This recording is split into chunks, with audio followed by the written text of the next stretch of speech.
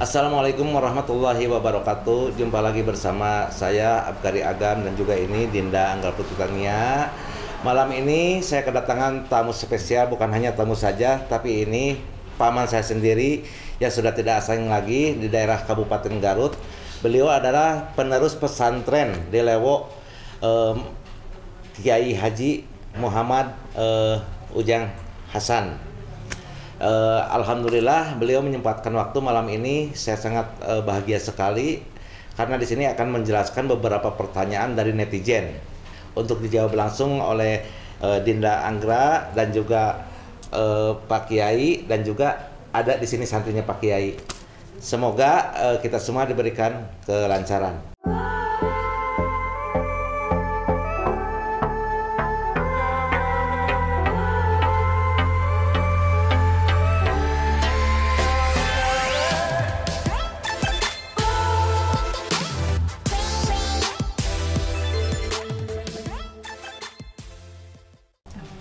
Kita kembali kepada Pak Ustadz dulu, silakan. Begini Neng, saya mau bertanya, arwah itu kan ada arwah muslimin, ada arwah kafirin. Itu adanya di mana? Adanya itu arwah kafirin di mana? Arwah muslimin di mana? Untuk arwah muslimin itu adalah urusan Allah Subhanahu wa taala. Tidak ada yang pernah bisa mengetahui adanya di mana. Tetapi kalau untuk arwah kafirin, sesuai sabda Nabi Muhammad SAW, bahwa ditempatkan di tempat yang paling misterius yang digofirkan di dalam Quran, yaitu di dalam sumur Bahrut, sesuai yang ada di dalam kitab Al-Khabir yang dimiliki oleh Ibnu Al-Qayyim, bahwa ada salah satu malaikat yang diutus oleh Allah Subhanahu wa taala untuk menyiksa ruh-ruh kaum kafirin. Makanya kaum kafirin yang dikumpulkan di sumur Bahrut itu akan selalu terdengar suara teriakan dan memanggil-manggil dengan sebutan wahai Daumah. Daumah adalah nama malaikat yang diutus oleh Allah Subhanahu wa taala untuk menyiksa kaum kafirin di sumur Bahrut yang adanya di Hadratul Maut, yaitu di negeri Yaman. Dan tertulis juga di dalam kitab Aruf fil Al-Kalam bahwa seluruh kaum kafir arwahnya ditempatkan di sumur Bahrut dan akan dibebaskan di hari kiamat. Karena sumur Bahrut itu adalah air yang paling jelek sekali permukaannya. Memang tidak terlalu dalam, hanya dalam 250 meter dan lubangnya hanya 11 meter saja. Tetapi di situ tempat perkumpulannya arwah-arwah kafirin yang memang pada saat itu di zaman Nabi Muhammad SAW di dalam Qisas pernah dinyatakan bahwa banyak sekali teriakan-teriakan yang memanggil wahai Daumah. Dan di situ akhirnya Daumah hadir dan dilihat oleh Nabi Muhammad SAW bahwa Daumah sedang menyiksa kaum-kaum kafirin. Seperti itu. Ini kalau ini kata orang dulu nih, sepuh-sepuh kapungkur, ada yang bilang itu ada sijin, ada iliyin. Itu apa artinya? Itu apa artinya itu? Kadang-kadang ada yang bilang arwah muslimin di iliyin, arwah kafirin di sijin. Itu apa artinya itu? Iliyin dan sijin itu? Kalau misalkan ruh-ruh kaum muslimin di iliyin itu adalah ditempatkan di tempat yang paling bagus di sisi Allah yang disebut dengan aras iliyin. Tetapi kalau kaum kafirin itu di sijin. Sijin itu adalah di tempat permukaan yang paling dalam yang memang jarang diinjak oleh orang-orang yang mukmin kepada Allah Subhanahu wa taala, yang disebut dengan sijin, yaitu permukaan yang paling jelek dan dipandang sebelah mata oleh para malaikat. Itu cuma kiasan berarti ya? Betul. Apa iliyin tuh? Kiasan. Hanya kiasan aja. Ya. Jadi arwah kafirin itu di sumur Barhut ya? Iya, di sumur Barhut. Barhut ya. Yang adanya di Hadrol Maut. Iya, betul. Kalau di negeri Yaman. Arwah muslimin mah di? Itu urusan Allah Subhanahu wa taala. Urusan Allah kalau muslimin. Ya mungkin silakan Pak Ustadz.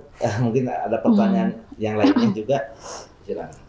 Maaf Neng, yang kedua pertanyaannya, dalam cerita-cerita kisah ulama ada kehidupan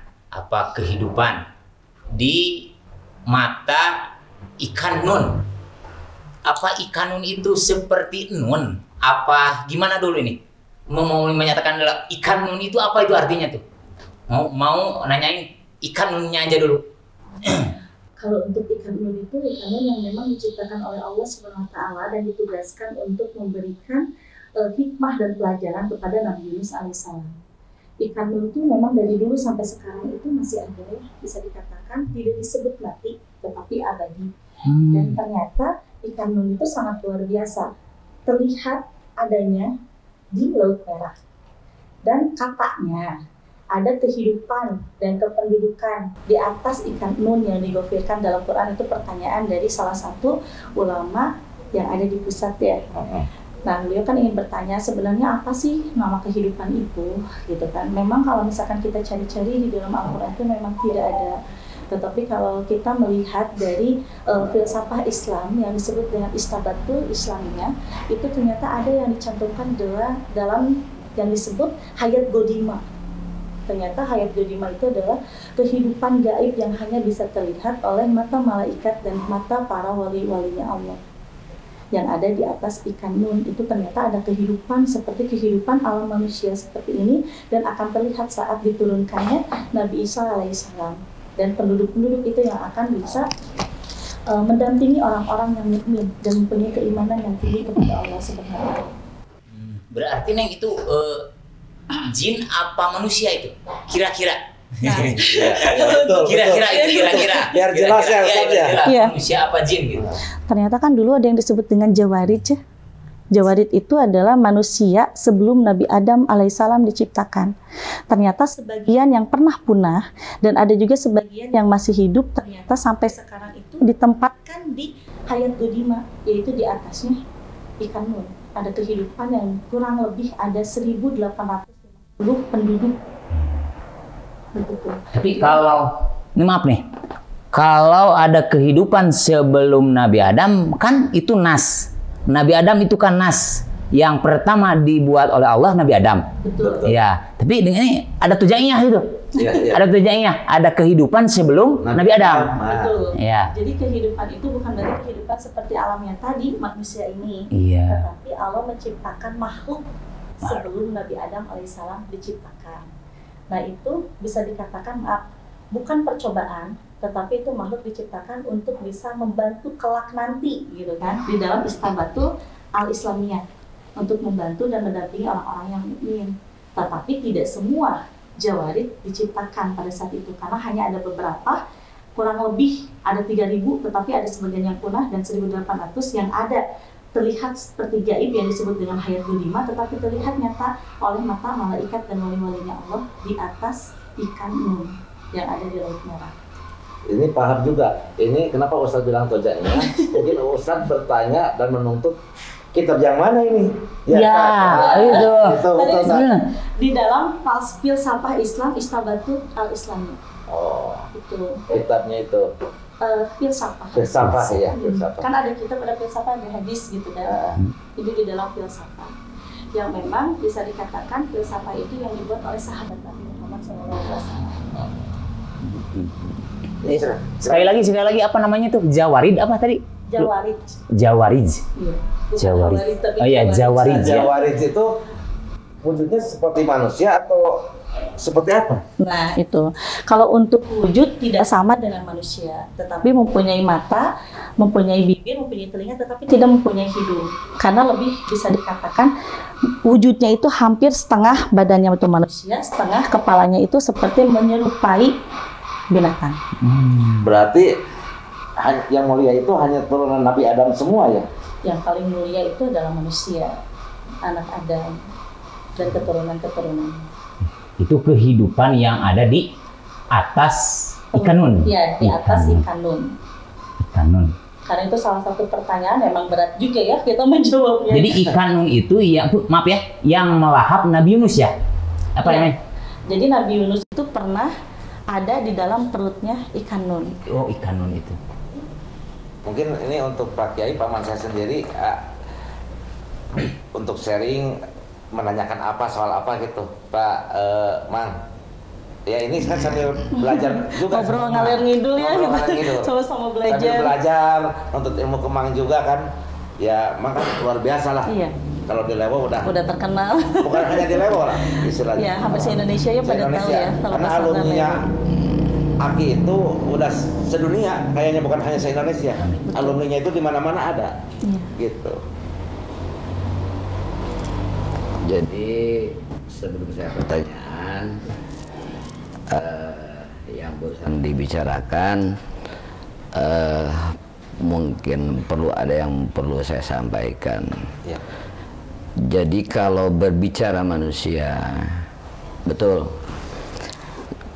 tidak ada manusia sebelum Nabi Adam. Betul. Kalau berbicara manusia. Ya. Kalau berbicara kehidupan, lain cerita. Jadi mau di jannah atau mau di dunia, memang ada kehidupan sebelum Nabi Adam. Jawaris itu yang dibuat di dunia sebelum Nabi Adam, namanya Jawaris. Nah, Jawaris itu bukan manusia. Betul. Ya, Jawaris itu bukan manusia. Jadi memang betul Jawaris itu adanya sebelum Nabi Adam. Nah, mafhum mukhalafahnya atau paham yang sebaliknya, Jawaris itu adalah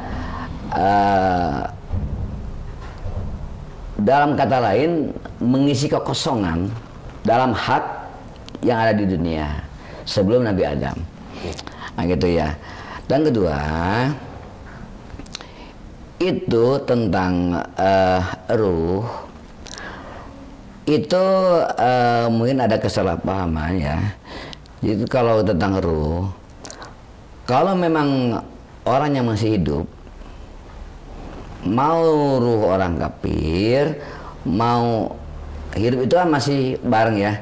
Ruh sama jasadnya, Iya. sama manusia, sama raganya. Iya.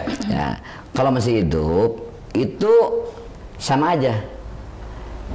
Sama aja. Jadi ada di dunia. Betul.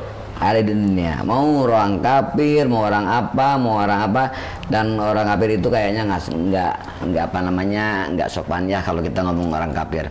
Pokoknya paling non muslim ya. Nah, jadi non muslim. Kalau non muslim sama muslim, kalau masih hidup itu sama-sama di dunia. Nah, kalau memang udah keluar, udah berpisah dengan dirinya, dengan manusia, dengan jasadnya, nah, baru yang tadi ceritakan. Nah, Terpisah gitu ya, Bang? Terpisah, dan itu ada 77 tempat. Sebetulnya banyak sekali. Di Islam juga bukan hanya di situ, di kafir juga bukan hanya di situ. Betul. Hanya di antara orang-orang non muslim ada yang tadi yang dikatakan. Sumur betul, baru. saya setuju. Betul sekali ya. Nah, itu di antara orang non muslim. Ruhnya disimpan di situ. Dan kalau orang muslim, ruhnya itu ada yang paling hebat, yang taradud. Taradud itu dalam bahasa kita itu enak-enakan. Nafsunya nafsu kamilah. Nah, jadi ruhnya itu di alam barzah, tapi dia tuh punya kebebasan. Di alam barzah tapi punya kebebasan. Mau dia datang ke dunia, mau dia kemana, mau kemana, bebas. Karena namanya taradud, artinya enak-enakan. Jadi dia tuh malah bisa banyak, dan dia bisa menjisim. Apa itu jisim? Jisim itu seperti ini seperti kita, ini sebenarnya jisim. Sebaliknya dari jisim, itu adalah itu atom. Kalau dalam bahasa lain, kalau dalam bahasa santri itu Johar Pardin, ya. Nah, itu menurut kajian saya. Nah, jadi kenapa bisa banyak? Apa alasannya? Dalilnya kita sederhanakan. Banyak keterangan kalau orang bermarhabah dengan ikhlasnya malam Jumat kayak sekarang. Banyak keterangan bahwa kalau orang marhabah, baca marhabaan, itu kalau ikhlas pasti dihadiri oleh Nabi, oleh Rasul. Kalau Rasul, gimana menghadirinya? Rasulnya kan satu. Betul. Iya. Rasul kan satu. Di kota Bandung aja, semalam Jumat ini udah berapa ribu ya? Juta ya. Bandung aja, belum Jakarta, belum mana? Apalagi sedunia, udah berapa miliar tempat. Nah, jadi Rasul itu tadud paling mulia, makanya ruhnya itu bisa banyak. Ruhnya Rasul itu bisa triliunan, gitu. Nah, itu ruhnya itu bisa banyak. Kenapa? Karena dia itu taradud itu enak-enakan, dan dia bisa datang kemana aja. Nah, termasuk orang soleh juga seperti itu, makanya saya tadi bisa ada 77 tempat ya. Dan dia itu ada 77 fasilitas. Itu untuk ruh setelah terpisah dari badan, dalam bahasa lain udah mati atau meninggal atau apa. Nah gitu. Jadi kalau berbicara tingkatan ya. Betul. Tapi kalau memang tadi kayak Seneng betul, kalau murni bisa ruh itu di mana? Itu udah di wilayah ilahiyah. Iya. Betul.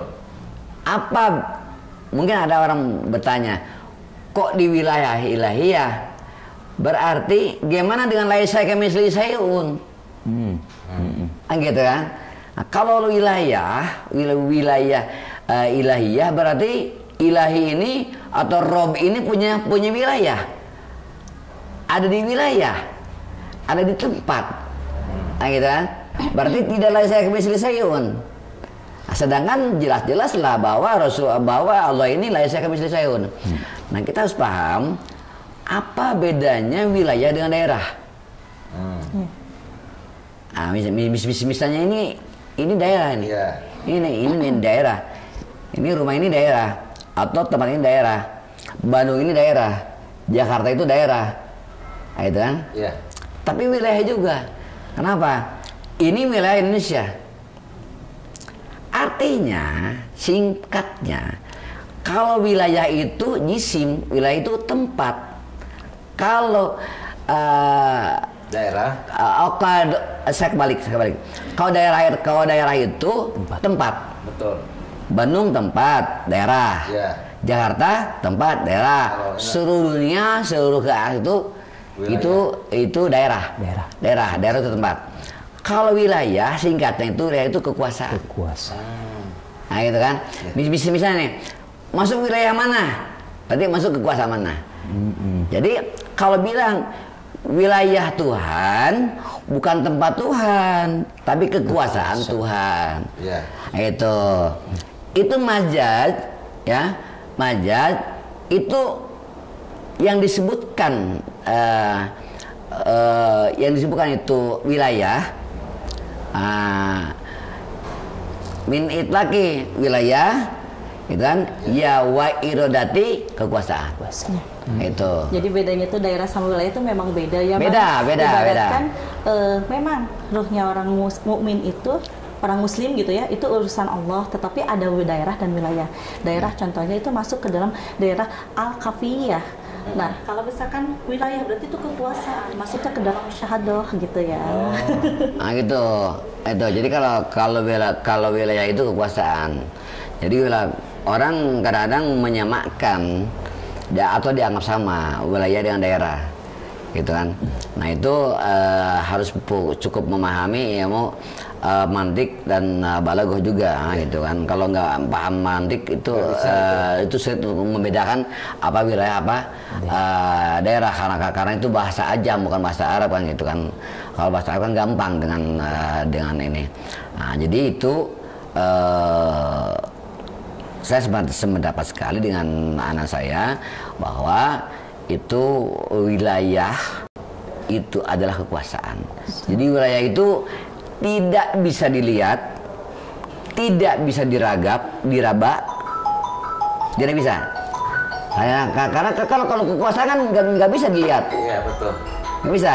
Paling batasnya kekuasaan Bandung mana atau kekuasaannya Jawa Barat mana, nggak bisa dilihat. Itu ada, itu bukan wilayah. Betul.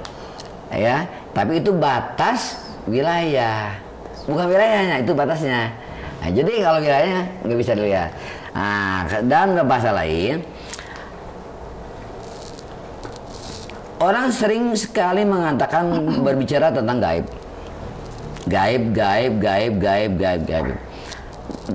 Gaib ini bahasa Arab.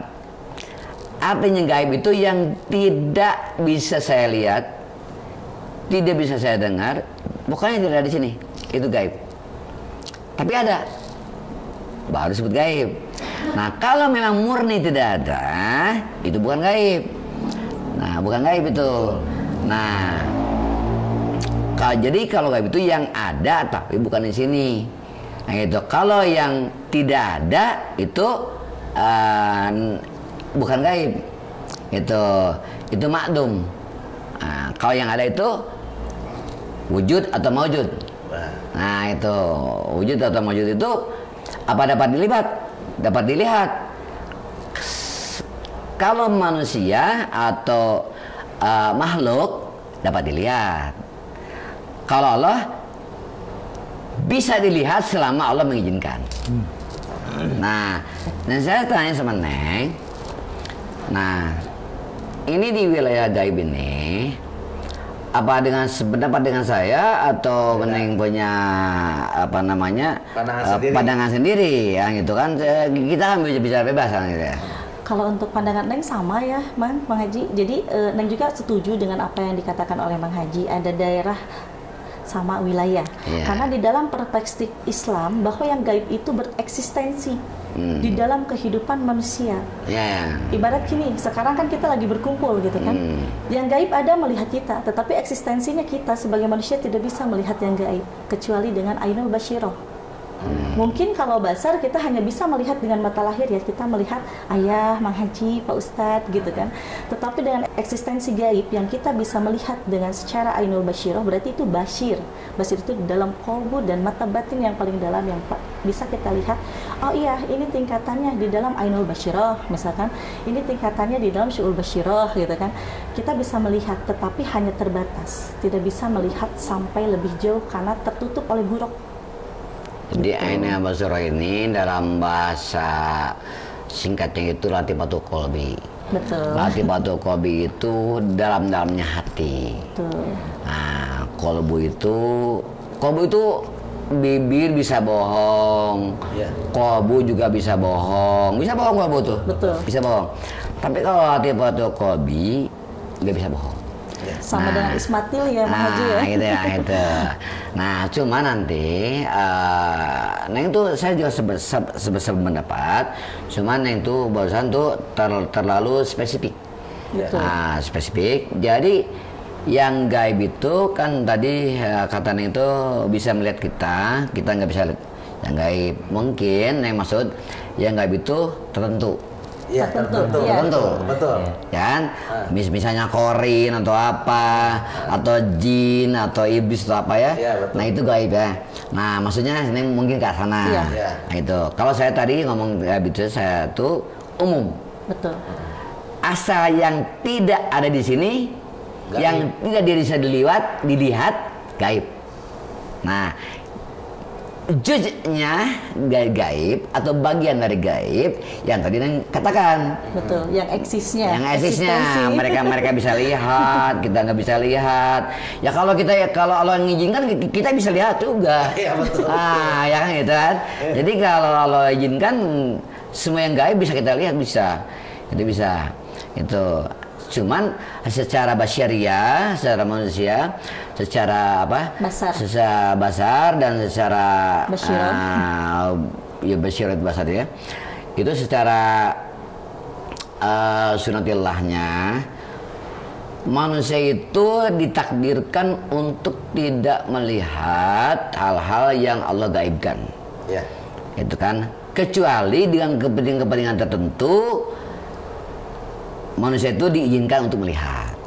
Karena ada di dalam ayatnya, dari dalam ayat suci Al-Quran ya Mang Haji ya, bahwa setiap manusia itu bisa melihat hal yang gaib sesuai dengan yang tertulis di dalam surat Al-An'am ayat 103. Itu betul sekali. Nah, jadi gaib di situ itu gaibnya itu yang juznya. Misalnya tadi saya bilang qawarin atau apa atau jin yang atau yang ini apa namanya itu manandutullah dalam Ah. bisa dilihat dalam ilmu alat prasarana gitu. Gitu ya. Jadi misalnya kalau kita bilang jadi gini. Kita kan awal-awal kita bicara bicara sunnatillah ya, bicara sababiyah. Iya. Belum kita bicara hakikat. Iya. Belum bicara hakikat. Jadi kalau yang bicara gaib itu berarti gaib itu jin dan sebagainya. Itu gaib. Nah, yang saya maksud gaib itu tadinya umum. Betul. Nah, umum. Jadi ini nggak ada perbedaan kayak Betul. mana itu lebih spesifik. Nah, tapi kalau kita berbicara hakikat dan berbicara mungkinat, satu, kalau tidak mungkinat, kita tidak bisa melihat apa yang di Jakarta, kecuali di TV atau di apa, ya. Tapi TV kan TV aja yang misalnya TV memberikan Monas, saya ingin melihat Glodok, nggak bisa. Iya. Nah, gitu kan? Karena terbatas. TV yang menginginkan, gitu kan ya. Iya. Nah, gitu kan. Nah, TV memperlihatkan Monas, kita ingin melihat Senayan, nggak bisa. Iya. Nah, tapi kalau bicara hakikat, kalau Allah mengizinkan, ini bukan gaib yang tadi, bukan. Kalau yang tadi kan gaib yang eksis, Iya, yang eksistensinya. yang eksis. Kalau ini yang non eksis, Iya. yang non eksis. Gitu. Jadi ini kita mau melihat yang di Amerika, yang di mana, kita nggak bisa melihat. Itu gaib semua. Misalnya ini sendiri kalau di bawah, ya gaib. Iya, karena nggak terlihat di sini. Nggak ada di sini. Ya emang gitu ya. Nah, itu gaib. Termasuk mereka yang ada di Jakarta, di Amerika, di mana, semuanya gaib. Nah, gitu kan. Semuanya gaib. Apapun yang nggak bisa kita lihat, gaib. Tapi mungkin kita kerucutkan gaib itu yang eksis. Gitu ya, Nian ya? Iya. Nah, yang eksis. Karena kalau gaib yang nggak eksis banyak sekali ya Mang Haji ya. Banyak sekali, ada 50 misteri di dalam Quran tentang hal yang tidak eksis yang disebut dengan gaib yang gaib ilahi. Gaib ilahi. Seperti kayak yang disebut dengan Jabal Qof gitu kan. Terus Talaga Ainul Hayat. Terus seperti tadi Sumur Bahrut. Itu ada namanya, tetapi tidak tercantum di dalam Al-Quran. Tetapi ada, karena sabda Nabi yang pernah menceritakan kepada sahabat-sahabatnya. Itu. Nah, saya setuju. Nah, itu juga gaib juga. Betul. Gaib juga. Tapi itu tahapan dari yang tadi. Tahapan yang tadi yang eksis. Nah, itu yang tadi disebutkan gaib. Padahal apa saya yang tidak bisa, apa yang tidak kita lihat semuanya gaib. Betul. Jadi gaib itu nggak ada angka. Jadi hanya orang tertentu yang bisa melihat ke arah sana ya, Mang? Ya. Ya. Jadi bukan orangnya yang sakti, bukan orang yang hebat yang bisa melihat yang tidak bisa dilihat orang-orang umum. Dia hanya orang yang diizinkan sama Allah melihat sesuatu, bahkan dia bisa melihat. Ya. Nah, gitu kan. Kalau dalam hakikat, gitu kan. Dalam hakikat, mau gaib yang eksis, mau gaib yang tadi disebutkan sama Sining tadi, yang pasis ya. Nah, ya. Mau gaib yang enggak disebutkan, karena gaib itu enggak ada angka. Betul.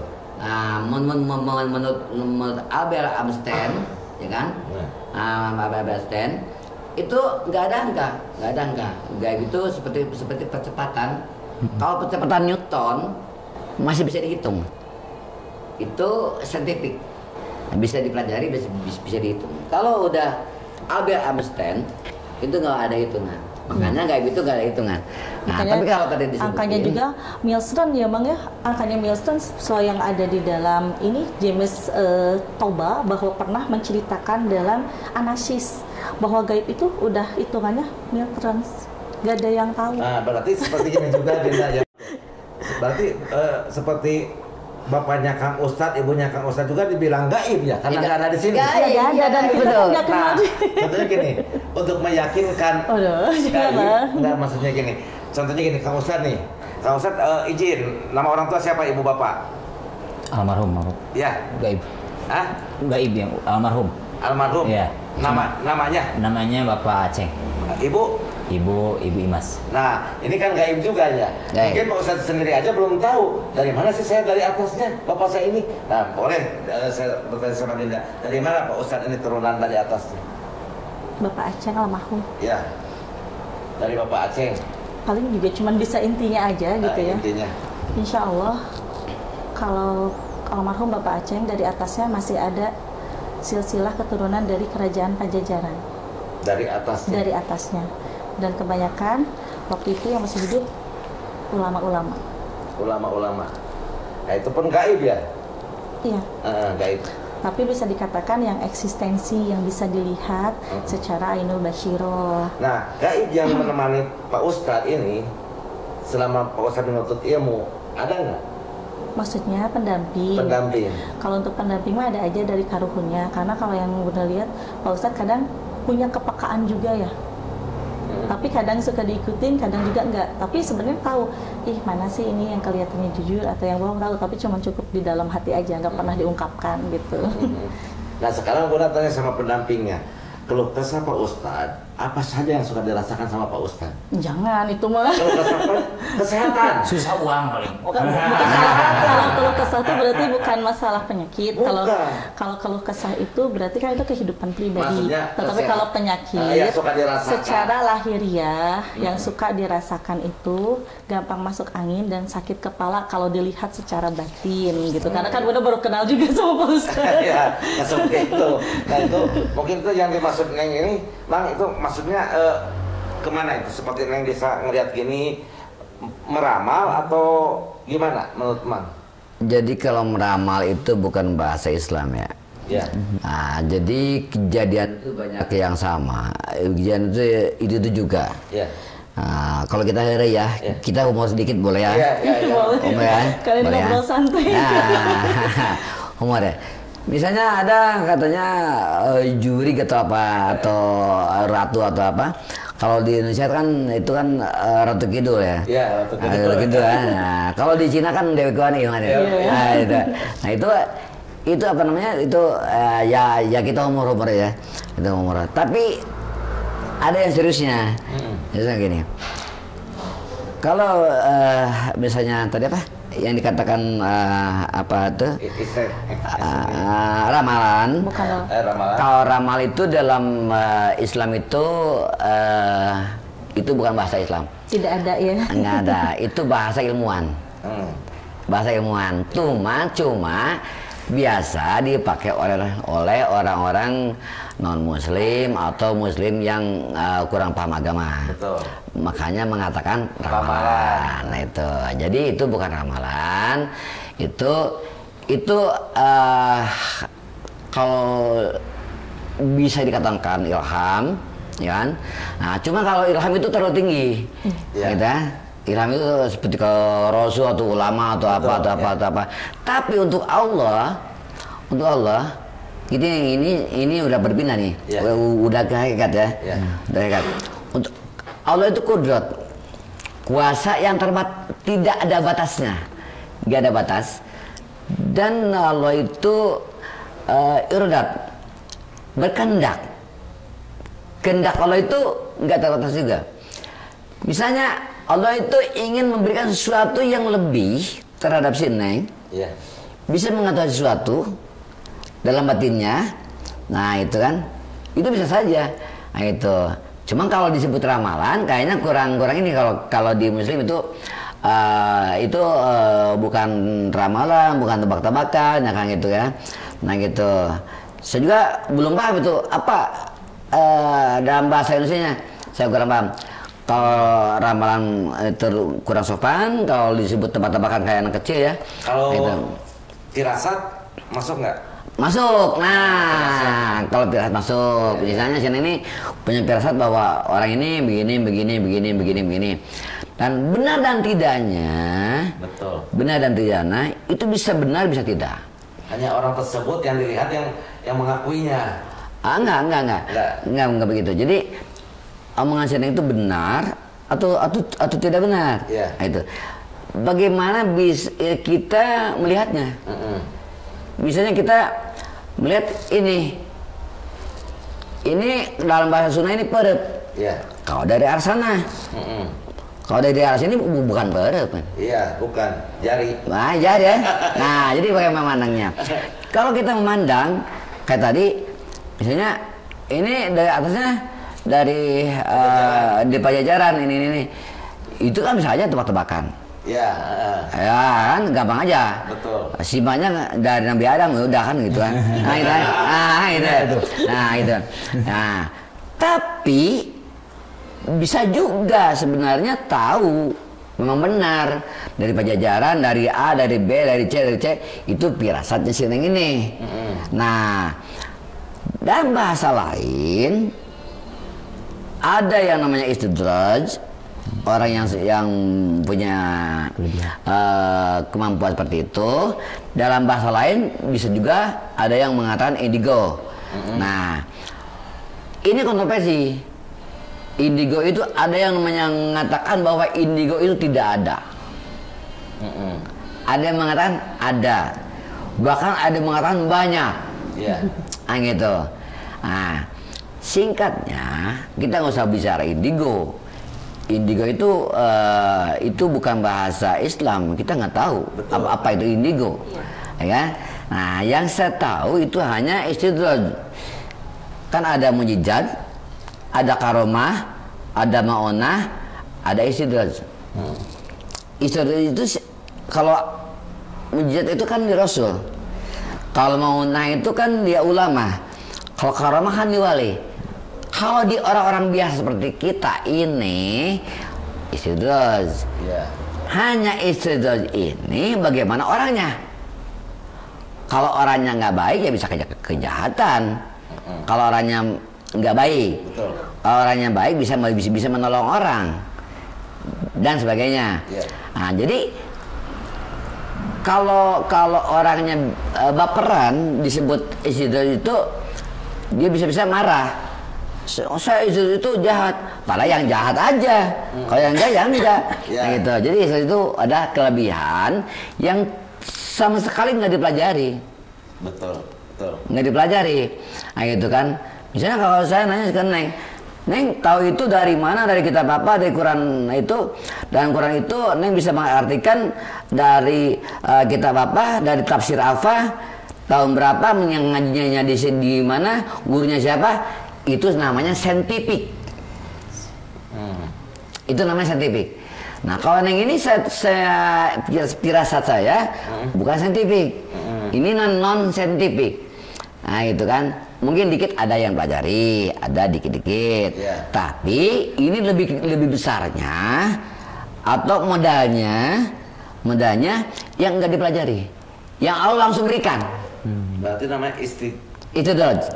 Istidraj. Mungkin gini, Mang, untuk meyakinkan orang yang itu apa yang dikatakan Mang barusan, ada nggak salah satu pertanyaan dari Mang supaya Neng bisa menjawab untuk meyakinkan? Saya juga ingin meyakinkan juga ya. Nah, coba sama Mang. Pokoknya hal yang belum pernah Neng pelajari tapi Mang pernah pelajari dalam kitab. Nah, coba tanya ke Neng. Ciri orang yang mempunyai istidraj itu seperti apa gitu? Pertanyaannya. Yang tadi aja udah saya lihat dia tuh udah yang punya istidraj. Saya bener-bener aja saya nanya ya. Tanya. Kayak gini. Ilmu apa yang paling saya kuasai? Berat. Alat dan mantek. Alat dan mantek. Iya. Lebihnya ke situ. Lebihnya ke situ terus. Tapi ada ilmu kalam juga yang Mang Haji kuasai, yang tidak ada orang lain banyak tahu, tetapi sembunyi-sembunyi dan bisa dikatakan itu mah metik yang dipelajari kalam oleh Mang Haji itu. Metik langsung. Turunan dari Aki. Iya, Aki. Betul benar. Nah, sekarang gini, kita bahas masalah Aki. Aki ini yang terlihat oleh Bunda. Bunda kan maaf ya, bisa melihat di luar dimensi. Nah, Aki ini bagaimana? Intinya gini, kalau untuk Aki insya Allah udah tahu dari semenjak kita menikah kan, bahwa Aki itu insya Allah masuk ke dalam golongan waliullah. Karena banyak karomah yang dilihat oleh banyak orang dan tidak bisa dijelaskan dan dipikir oleh logika. Ya, memang santri dipukul malah betah bukan kabur. Ya, Tapi memang di antara yang lain emang nitisnya ke Mang Haji. Oh, emang badannya juga kayak Emang, Iya. mirip badannya, mukanya gitu. Memang tuh, memang badan sama dengan saya. Kalau ada di saya kan gede, kakak saya gede, Iya, betul. Kakak tinggi gede. besar. Kalau saya tuh se ini dan adatnya mirip-mirip. Ya. Oh, jawabannya mirip-mirip. Nah, dan memang betul. Yang saya pelajari itu ilmu-ilmu yang lain. Tapi yang paling saya kuasai itu ilmu kalam, yaitu ilmu tauhid yang paling saya kuasai. Tapi itu bukan saya sengaja pelajari, gitu. Padahal itu yang paling saya kuasai. Padahal yang saya pelajari itu ya tadi, yang memantik lah, ilmu alat dan sebagainya. Yang saya pelajari tahun-tahun, belasan tahun, puluhan tahun itu ilmu itu. Nah, pandangan orang lain, Mang Ujang mempelajari ilmu itu terlihat sama orang lain seperti apa? Jadi kalau ilmu kalam itu ngoboy ya, nggak akan bisa terlihat seperti yang alim. Mutiara tetap mutiara, mau disimpan dimanapun tetap mutiara. Pantesan. Itu yang mempelajari ilmu Pantesan kalam. pakaiannya terus. Ini baru sekarang. Jadi gini, ilmu kalam itu Peci ya. ciri-cirinya ya, kalau ilmu kalam tuh dipandang oleh orang lain, ini nggak baik gitu ya. Padahal langsung Allah Subhanahu Wa Taala yang menilai. Dan ilmu kalam itu kan tauhid. Mang menyelusuri, contoh maaf gitu, menelusuri ke dunia malam misal gitu kan. Terus Mang menelusuri ke diskotik misalkan. Tetapi di situ Mang ambil pelajaran dan hikmah yang ada di balik semua itu. Ya pastilah. Tauhid tingkat tinggi kalam itu. Tauhid tingkat tinggi contohnya gini. Oh ini begini, misalkan datang ke dunia malam. Berarti ini tuh begini diartikan sampai ke tingkat kalam gitu ya. Nah itu dipelajari, dijadikan pelajaran, dijadikan pengalaman. Disitulah orang yang bisa menjadi lebih baik yang ditilai oleh Allah itu adalah orang mukmin yang bisa mempelajari ilmu kalam. Karena ilmu kalam itu sangat susah dipelajari dan dikuasai. Ya, itu Mungkin kalau hanya untuk mengaji saja semua orang bisa mengaji karena tahu huruf-huruf hijaiyah. Tetapi kalau ilmu kalam tidak bisa. Berarti Sedangkan itu itu tertentu dan itu paling penting sebenarnya di dalam kehidupan untuk dikuasai. Karena agar kita bisa membedakan mana yang hak dan mana yang batil. Nah, ilmu kalam itu gimana ingin kita supaya bisa menguasai dan mempelajari ilmu kalam? Jarang. Hanya anugerah dari Allah. Makanya tadi Bunda bilang, Mang metik karena memang ada titisan juga turunan dari Aki gitu. Nuruna Kak Mang gitu ya. Itu atas izin Allah berarti anugerah disebut. Nah, Aki ini atasnya dari mana sih? Aki, almarhum Aki. Kalau Aki mah dari atasnya kebanyakan orang-orang ahli hikmah ya, yang mempunyai kalam juga. Karena kalam itu bisa terhitung juga ya, kalau misalkan di dunia, di setiap abadnya itu bisa terhitung hanya 41. Seperti wali ya Mang Haji ya, wali yang bisa mengetahui ya wali lagi. Orang seperti kita tidak mengetahui bahwa itu wali atau bukan. Nah, seperti orang yang mempunyai ilmu kalam pun juga di dalam satu abad hanya ada 41 orang yang memiliki ilmu kalam al-Islamiyah. Salah satunya. Berarti baru Bunda ini yang bisa mengetahui Mang. Ya wallahu alam gitu. Ayo aja baru dengar sekarang. Cuman salah satunya ya kan Aki, dari Aki nurunnya di antara beberapa anak gitu nurunnya ke Mang Haji. Jadi setiap seseorang yang punya ilmu kalam nanti akan nurun dan nitis kepada anak cucunya sampai 7 turunan. Tetapi yang dikehendaki dan diberikan anugerah oleh Allah. Tapi biasanya ujian yang mempunyai ilmu kalam itu pasti nakal dulu sebelumnya. Nakal dulu sebelumnya karena itu kan untuk melatih dan menguji kesabaran. Mencukur rambut dipecut lah gitu ya.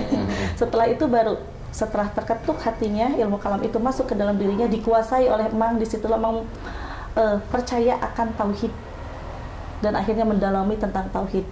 Mungkin kalau orang hanya menilai sababian saja. Jadi Neng itu ilmu kalam itu yang banyak santri ucapkan itu makrifat apa gimana tuh? Kalam itu ilmu kalam. Makrifat apa? Arif billah atau gimana ini? Sebenarnya ilmu kalam lebih ke makrifat, tetapi makrifat itu makrifat yang seperti apa? Mungkin kebanyakan orang mengartikan tentang makrifatullah itu fokus aja berdiam diri, istiqomah, bermuhasabah diri gitu kan, ngerem gitu kan, tirakat. Tetapi kalau Mang ini lebih dari makrifatullah yang disebut dengan asbabiullah al-azim, tingkat di atas makrifat yang sering dipelajari oleh kaum sufi. Tetapi ini yang sejati masuk ke dalam salafiyah gitu. Saya rasa baru Bunda ini yang ngomong gini Karena orang pasti nggak tahu. Karena kan yang mengaji kitab salafiyah pun juga salah yang mengartikan ya. Kebanyakan kan banyak salah ya. ijma mengartikan atas pemikirannya sendiri. Padahal kalau kita bisa mengerti tentang kitab salafiyah yang sesungguhnya tercantum di dalam sufi, di situ ada ya sufi yang sejati, makrifat yang sejati. Sufi itu tasawuf ya? Iya, tasawuf. Sufi itu. Nah, makanya tasawuf tidak butuh duniawi di situ kan. Fokus aja mengejar ke Allah. Semua orang itu butuh duniawi untuk bekal ibadah kita di dunia dan nantinya akan berpahala di akhirat. Makanya di kitab salafi salah kalau misalkan orang bilang gak usah terlalu mengejar duniawi. Lah, kita hidup di muka bumi ini kan sangat butuh duniawi. Untuk apa? Kita punya rezeki, harta. Kita bisa beramal dengan memberikan kepada yang hak, yaitu kepada kaum duafa. Jelas pahala kita mengalir sampai ke akhirat. Dengan cara apa kita harus mendapatkan rezeki sesuai yang tertera di dalam kitab salafiyah? Dengan cara yang hak. Yang hak itu tercantum juga. Contoh, ada orang misalkan kikir, menyembunyikan uang, memendam uang contohnya. Kita wajib sebagai umat muslim saling mengingatkan agar dia tidak terjerumus dosa. Contoh, kita pinjam uang ke dia, tidak kita bayar, itu tidak dosa kepada orang kikir, karena justru kita menolong orang kikir tersebut supaya bisa mendapat permohonan dan ampunan atas dosa-dosanya. Berarti intinya, contohnya Pak Wahid nih banyak duit pikir, udah sama ayah ditipu aja uangnya. Bukan tipu, terlalu kasar bahasanya. Oh, gitu. Jadi ambil pinjam lah uangnya tapi nggak dikembaliin sama Justru ayah. dengan Aman. Tapi gini, kalau orang itu memberi kepada kita atas izin Allah, berarti Allah menyayangi orang tersebut, sababiahnya lewat kita. Berarti orang itu masih bisa tertolong. Dan uang itu yang kita ambil dari dia itu nggak dimakan untuk pribadi, tapi kita santunkan kepada yang duafa, kepada yang hak. Tapi jangan pernah kita meminjam dan tidak membayar kepada orang yang baik, yang bagus sedekahnya. Gitu ya. Nah gitu. Wah ini seru juga nih, Mang. Ini kayaknya 2 konten ini. Aduh, konten udah nggak mau baju. Jadi maaf ya, ini kagetnya, sedihnya karena ayah tahu sepak terjangnya paman ayah sendiri. Baru tahu sekarang, wallahi sesungguhnya dari bunda sendiri gitu tentang Mang gitu. Banyak orang yang salah mengartikan tentang sikap dan karakter Mang Haji. Itu orang yang nggak tahu. Tetapi kalau orang yang tahu ke dalam-dalamnya, luar biasa. Tapi selama ini udah ada orang yang tahu belum ke dalam-dalamnya? Sebagian ada. Sebagian ada. Dan mohon maaf, orang terdekat aja belum mengetahui yang sejatinya Mang Haji seperti apa. Tetapi orang lain, bisa dikatakan santri, ada beberapa orang yang mengetahui tentang kebaikan dan keistimewaan Mang Haji di belakang orang-orang. Gitu. Maaf Mang, ini Mang. Jadi kita buka-bukaan aja Mang ya? Ya, kita buka-bukaan, kita bebas-bebas aja. Dan saya kan mendengarkan, itu emang pas sekali yang saya anggap pas itu tadi. Saya ilmu apa yang paling saya kuasai? Nah, gitu kan? Iya betul. Pertanyaan saya itu. Nah, dan Neng jawab kan dengan nggak mikir dulu. Berarti ini benar-benar itu tuh. Iya. Nah, itu kan nggak mikir dulu, nggak buka buku kita betul apa. Nah, itu kan. Memang yang saya pelajari sekian belas tahun, 30 tahun itu ilmu alat dan sebagainya. Nah gitu. Nah itu kan yang namanya belajar ya, ada poho atau apa ya. Nah gitu ya. Gitu yang belajar. Tapi yang kalau yang Allah langsung Allah berikan, nggak ada poho, nggak ada lupa. Betul. Nggak ada lupa. Misalnya bukan ilmu ya Pak, hal yang lain ya. Saya tadi nyimpen kunci di mana ya dia. Saya sering kali lupa. Tapi dengan ilmu kalam, dengan ilmu tauhid, nggak pernah ada yang lupa. Nggak pernah ada yang lupa. Dan saya nggak begitu belajar tentang itu. Nah itu. Dan kalau yang Neng katakan itu, dan boleh ada orang percaya, boleh tidak ya. Dan memang jarang sekali orang yang tahu tentang jangan saya sendiri. Orang itu jarang sekali tahu apa itu ilmu kalam, apa itu ilmu tauhid, apa itu tauhid, apa bertauhid, nah, dan bagaimana isinya. Nah, dan intinya orangnya yang memahami dan menguasai dan merasakan tauhid itu tidak gampang dilihat orang, nggak gampang. Iya. Karena tauhid itu bukan akhlak, bukan kelakuan, gitu kan. Kalau yang fikih atau apa atau yang lainnya ya gampang dilihat, jumatannya dia getol atau pengajiannya ini ngomongnya enak ini. Nah, itu kan itu akhlak, itu ilmu. Kalau tauhid itu mengarah ke marifat. Betul. Marifat. Tapi saya bukan orang marifat, bukan. Saya orang biasa saya tuh. Saya orang biasa. Nah, gitu. saya jadi penasaran. Kan anaknya Aki itu banyak. Dari 2 istri, dari yang sepuh sama yang muda. Nah, berarti orang anak Aki itu salah satunya hanya Mang kan yang diturunkan ilmu kalam itu secara meti. Hanya satu kan. Nah, keistimewaan Mang itu waktu kecil seperti apa sih atau di dalam kandungannya? Mungkin nanti Mang bisa bertanya kepada bibi, kepada ibunya.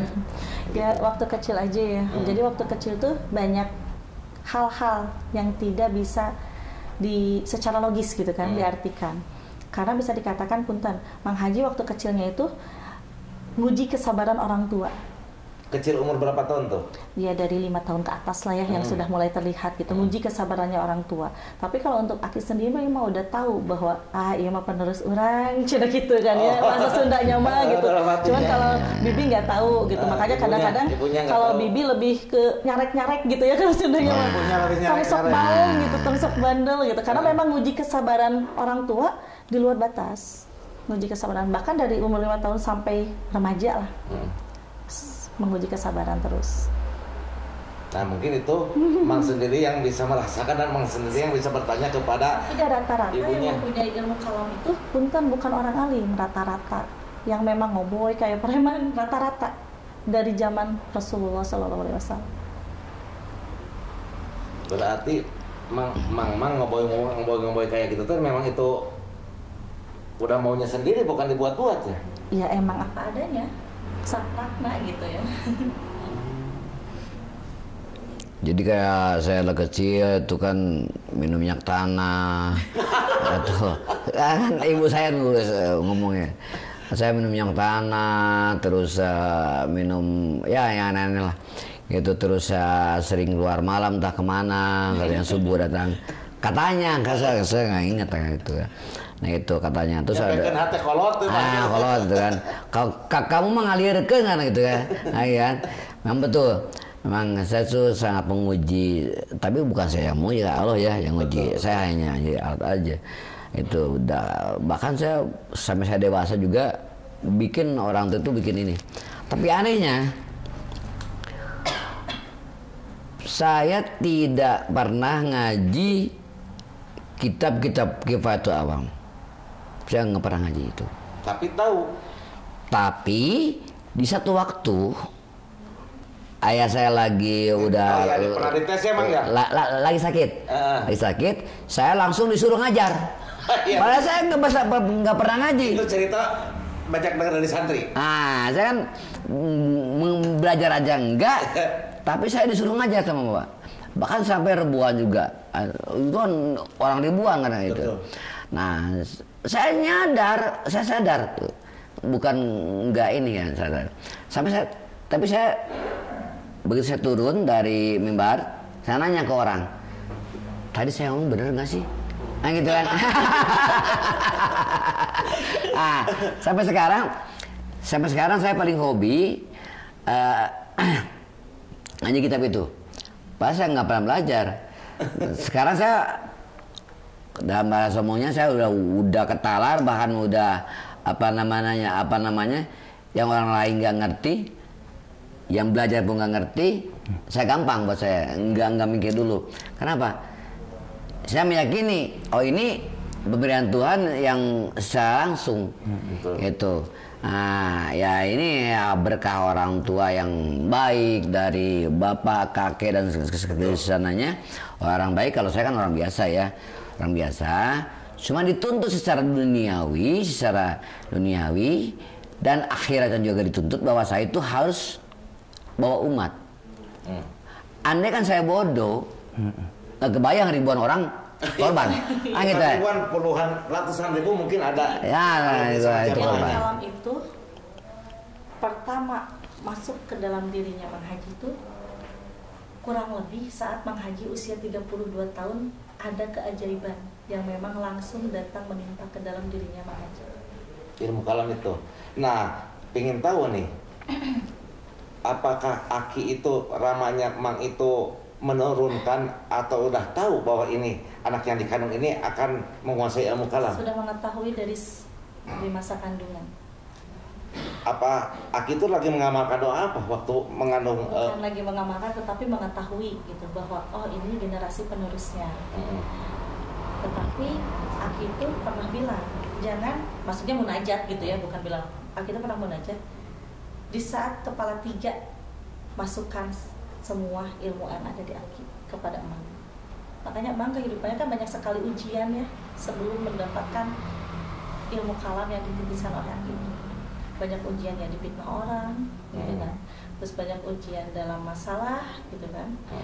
Terus banyak sekali hal-hal yang memang Emang pun juga pernah diuji dulu kesabaran dalam berbenturan dan keberontakan masalah bertubi-tubi.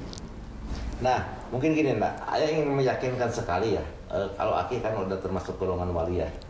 Insya Allah kalau ada izin Allah mungkin Bunda bisa bertanya kepada Aki, adakah pesan buat Emang yang diingat sama Emang dari Aki, bahasa Aki untuk Emang, dari mulai Emang kecil ataupun udah dewasa?